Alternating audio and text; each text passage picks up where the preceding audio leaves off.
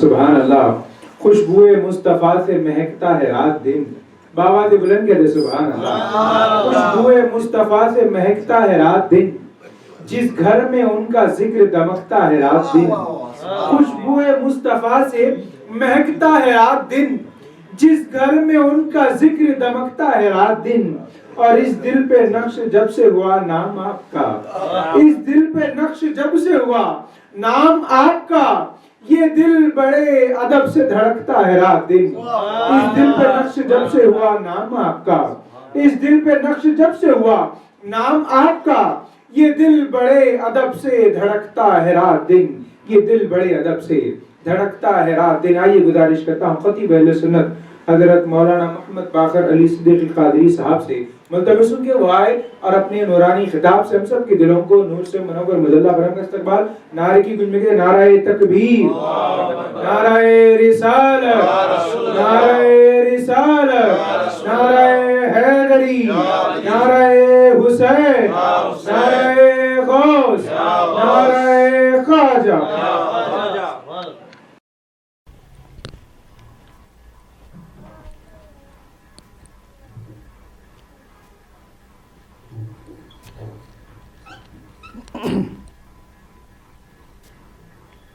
السلام علیکم ورحمۃ اللہ وبرکاتہ.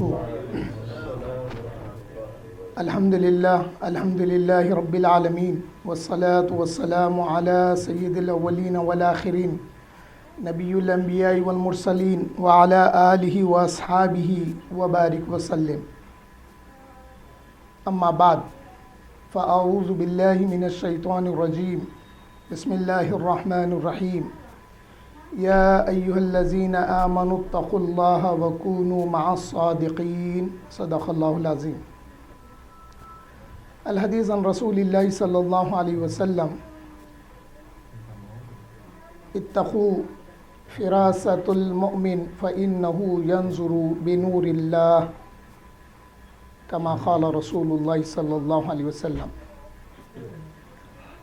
بگرداب بلا افتادہ کشتی، ضعیفان شکستہ رات و پشتی، بحق خواجہ عثمان ہارونی مدد کن یا معین الدین اجمیری. حاضرین محترم، یہ اشعار کس کے ہیں جانتے ہیں آپ؟ حضرت خواجہ قطب الدین بختیار کاکی نے فرمایا. حضرت خواجہ معین الدین چشتی سے مدد مانگی آپ نے، مدد کن یا معین الدین اجمیری. اس شعر میں آپ نے اپنے شیخ سے مدد مانگی ہے. بہرحال جس آیت کریمہ کا میں نے تلاوت کا شرف حاصل کیا ہے، اس میں اللہ جل شانہ فرما رہے ہیں یا ایھا الذین آمنوا اتقوا اللہ وکونوا مع الصادقین. اے ایمان والو، اللہ سے ڈرتے رہو اور سچے لوگوں کے ساتھ ہو جاؤ. اس کی تفسیر میں حضرت عبداللہ ابن عمر فرماتے ہیں اے ایمان والو، اللہ سے ڈرتے رہو، محمد صلی اللہ علیہ وسلم اور ان کے اصحاب کے ساتھ ہو جاؤ. یہ حضرت عبداللہ ابن عمر فرما رہے. حضرت عبداللہ ابن عباس فرماتے ہیں یا ایھا الذین آمنوا، اے ایمان والو، اللہ سے ڈرتے رہو اور علی مرتضیٰ کے ساتھ ہو جاؤ. اسی آیت کی تفسیر میں حضرت سعید بن جبیر فرماتے ہیں اے ایمان والو، اللہ سے ڈرتے رہو، ابو بکر اور عمر کے ساتھ ہو جاؤ. حاضرین محترم، ہر آیت کا شان نزول ہوتا ہے، اس کے کئی تفاسیر ہوتے ہیں، کئی تعویلات ہوتے ہیں. اسی آیت کے ضمن میں آئیے حضرت ابو بکر صدیق سے پوچھتے ہیں یا سیدنا یا خلیفۃ رسول اللہ بلا فصل، اے جانشین مصطفیٰ، آپ کیا فرماتے ہیں؟ حضرت ابو بکر صدیق رضی اللہ تعالیٰ عنہ فرماتے ہیں کہ اس آیت سے یہ مراد ہے کہ اے ایمان والو، اللہ سے ڈرتے رہو اور جھوٹ سے بچو، اس لیے کہ جھوٹ سچائی کا پردہ ہو جاتی ہے. پھر حضرت ابو بکر سے پوچھتے ہیں یا سیدنا یا خلیفت رسول اللہ صلی اللہ علیہ وسلم، یہ تو آپ نے فرمایا، آپ نے رسول اللہ کو کیا سنا؟ پھر حضرت ابو بکر کی روایت ہے، آپ فرماتے ہیں کہ رسول اللہ صلی اللہ علیہ وسلم نے فرمایا کہ سچائی کا دامن تھامو، جھوٹ سے بچو، اس لیے کہ جھوٹ سچائی کو ڈھانپ دیتی ہے۔ حاضرین محترم، اس کے بعد میں یہ معلوم ہوتا ہے کہ سچے لوگوں کا ساتھ دینے کے لیے ایمان ہونا ضروری، اور ایمان کے ساتھ اللہ کا ڈر ہونا ضروری ہے۔ تو سچے لوگوں کا ساتھ دیں گے، سچوں کے ساتھ ہو جائیں گے۔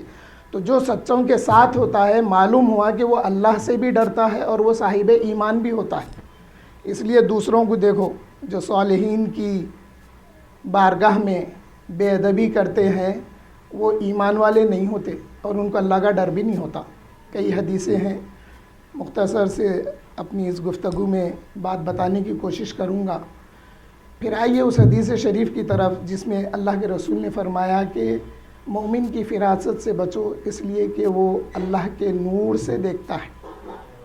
حاضرین محترم، ان پچھلے 3-4 جلسوں میں آپ نے اور مجھ سے پہلے مقررین نے بڑے اچھے انداز میں حضرت خواجہ معین الدین چشتی رحمۃ اللہ علیہ رضی اللہ تعالیٰ عنہ کی حالات بیان کیے، آپ نے سماعت فرمایا۔ حضرت خواجہ معین الدین چشتی رضی اللہ تعالیٰ عنہ کی ایک ایسی کرامت ہے جو جواب ہے کربلا کا۔ جس طرح سے رسول اللہ صلی اللہ علیہ وسلم نے مولا علی کے لیے کرم اللہ وجہہ کے لیے سورج کو نکالا تھا، ڈوبے ہوئے سورج کو، یہ جواب تھا نمرود کے لیے۔ نمرود سے جب حضرت ابراہیم علیہ السلام کی گفتگو ہوئی، جب مباہلہ ہوا، تو نمرود تو خدائی کا دعویٰ کر رہا تھا۔ مختصر بات یہ ہے، حضرت ابراہیم نے اس سے فرمایا تھا میرا رب وہ ہے جو سورج کو مشرق سے نکالتا ہے، مغرب میں ڈبوتا ہے۔ اگر تو خدائی کا دعویٰ کر رہا تو سورج کو مغرب سے نکال جو ڈوبا ہوا۔ تو یہ ایک دعویٰ باقی تھا کہ جو سورج کو، ڈوبے ہوئے سورج کو نکالے گا وہ خدا ہو سکتا ہے۔ یہ دعویٰ باقی تھا۔ حضور صلی اللہ علیہ وسلم نے جب مولا علی کے لیے ڈوبے ہوئے سورج کو نکالا، اس کے بعد میں پھر اللہ جل شانہ فرمائے اے پیارے آپ کہہ دو، میں کہوں گا تو سند بنے گی، اے پیارے آپ کہہ دو۔ اور یہ خل کیا ہے، میں اس سے پہلے بتایا، خل میں اللہ کا بھی فرمان ہے، رسول اللہ کا بھی فرمان ہے۔ اس لیے حضور فرمائے کہ اے لوگوں میں خدا نہیں ہوں، میں تمہاری طرح اللہ کا بندہ ہوں۔ لیکن حضور نے یہ بھی فرمایا کہ تم میں کا کون ہے میرے جیسا، جب میں رات آتی ہے تو رات اللہ کے پاس گزارتا ہوں، جو مجھے کھلاتا بھی ہے پلاتا بھی ہے۔ حاضرین محترم، جو دعویٰ پورا ہو گیا، اب امام حسین کے واقعہ کربلا میں لوگ یہ سمجھے تھے کہ حسین مجبور ہے، حسین کو پانی کی مجبوری تھی، حسین کے اہل کے لیے پانی کی مجبوری تھی۔ جو یہ سمجھتے تھے اس وقت سے آج تک بھی یہ سمجھ رہے ہیں، ایسوں کو خواجہ اجمیر نے جواب دیا، ایسوں کو جواب دیے۔ اب یہ خواجہ معین الدین چشتی ہیں کون؟ آپ گنتے جائیے، میں نام بتاتا جاؤں گا انشاءاللہ۔ حضرت خواجہ معین الدین چشتی کے والد سید غیاث الدین، ان کے والد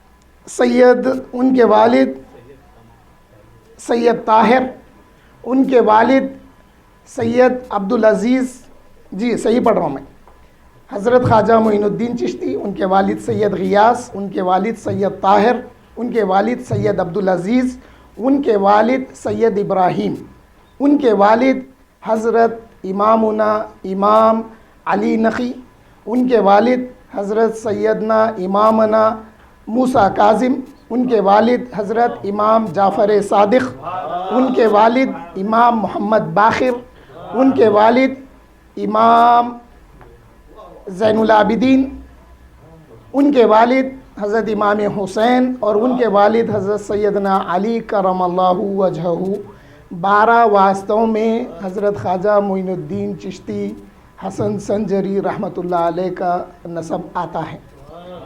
ये सैयदजादे हैं।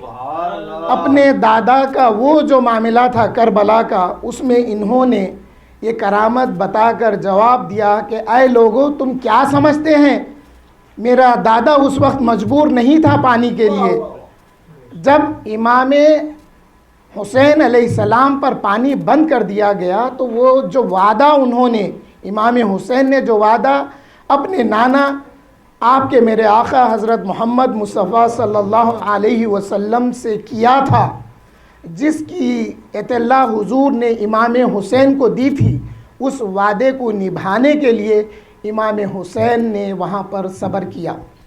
वरना आपके मेरे हुसैन के लिए पानी की कोई औकात नहीं थी, कोई मुश्किल नहीं थी। अगर आपका मेरा इमाम ज़मीन पर अगर क़दम मारता तो पानी निकलता। क्यों? कि ये उनके नवासे हैं जिनके लिए पानी का कोई मसला नहीं था। मदीने मुनव्वरा में जुमा का खुतबा दे रहे हैं हुजूर, एक आराबी, एक देहाती आके अर्ज़ करने लगा, या रसूल अल्लाह, पानी नहीं होने की वजह से जानवर मरने के करीब है, बच्चे बिलबिला रहे हैं। हज़रत अनस फरमाते हैं, हुजूर ने जब दुआ फरमाई तो मैंने देखा कि एक बादल जो दूर था वो बादल करीब आया और पानी बरसने लगा। पानी का मसला तो नहीं था। फिर हुजूर सल्लल्लाहु अलैहि वसल्लम, फिर जुमा आ गया, एक हफ़्ता बारिश होते रही।